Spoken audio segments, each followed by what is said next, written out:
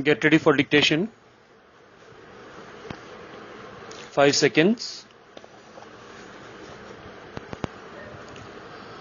I was pointing out the tremendous dimension tourism has assumed in the present day world. The turnover is of the order of rupees 15,000 crores. In India, tourism has grown to a modest extent.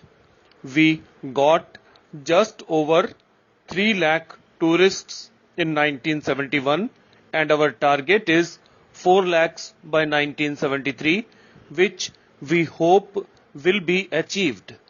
In the fifth plan, we are beginning to think in terms of doubling the intake from 4 lakhs in 1973 to 8 lakhs in 1978, and by the end of the decade, we should be able to hit the million mark.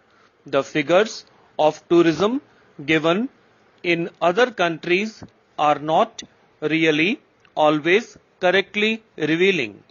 India is a vast subcontinent in itself. If you were to count the number of people who travel inside the country as tourists, it might go into many crores. In Europe, of course, what happens is that a man leaves Italy in the morning, has his lunch in Yugoslavia, and comes back. He is also called a tourist. If you compare it in India with that in Europe, for example, you would find that although we are considerably behind foreign standards, nevertheless, the quantum of home tourism was very large.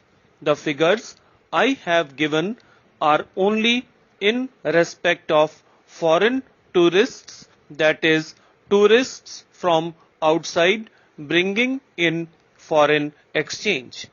As I said, we hope by the end of the fifth plan to go up to 8 lakhs, earning between rupees 180 to 200 crores in foreign exchange through tourism directly and through aviation.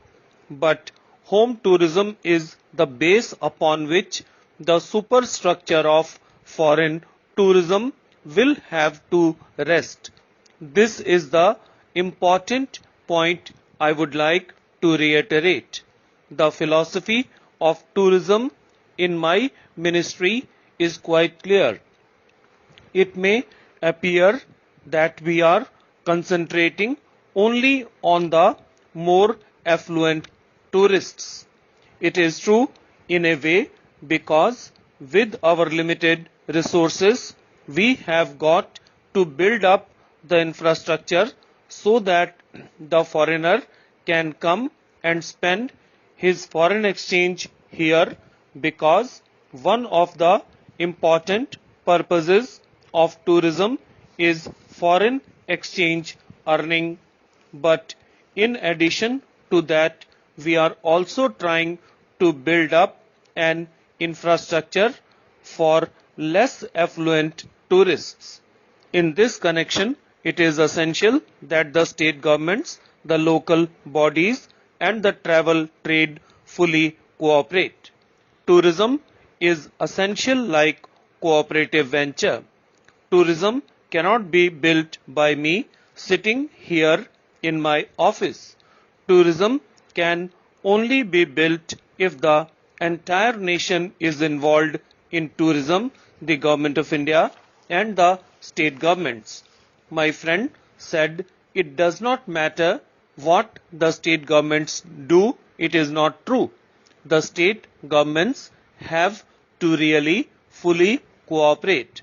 They have got to provide the infrastructure, land, water, roads, electricity, all these basic facilities for the tourists have to be provided, because under the federal system these have to be provided by the state governments. It is simply not possible for the Government of India to try and impose tourism upon the states. This is something which must grow from within. I would like to say that it is now 5 years since this ministry was set up, and I would judge as the greatest achievement of our ministry not so much the rise in tourists but the growth of tourism consciousness in this country. I remember when I took over this ministry 5 years ago, tourism was looked upon with a mixture of amusement and contempt, as if it was something really intended either for the very affluent or for the very eccentric. But today the realization has grown that tourism can become a central economic activity in this country. Tourism can bring employment to lakhs of people. Tourism can help to trigger off the development of various parts of the country in various fields, and therefore it is very encouraging that there has been this growth.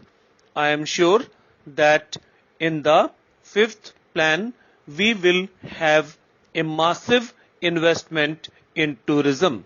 Shri Kapoor made a remark which I wholeheartedly support. He said that the demands which I was presenting are far too low.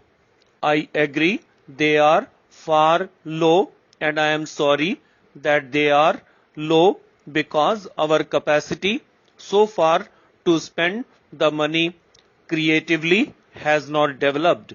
But I can assure the House that our planning for the fifth plan period has already started, and our targets are going to be much higher than they are in the fourth plan, and we hope for a massive investment in the central sector, in the state sector, and in the private sector so that tourism can grow.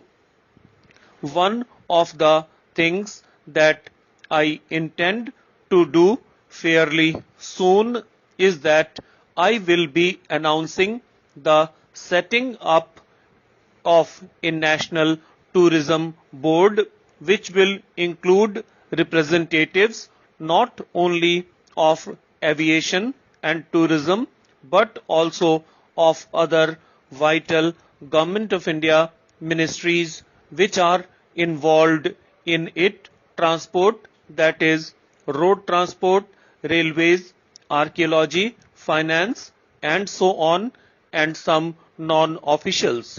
We already have a body known as the Tourism Development Council, which meets once a year, and it has representatives from the states. In addition, I intend to set up soon a national tourism board, and the task of this board will be to prepare national plan for tourism.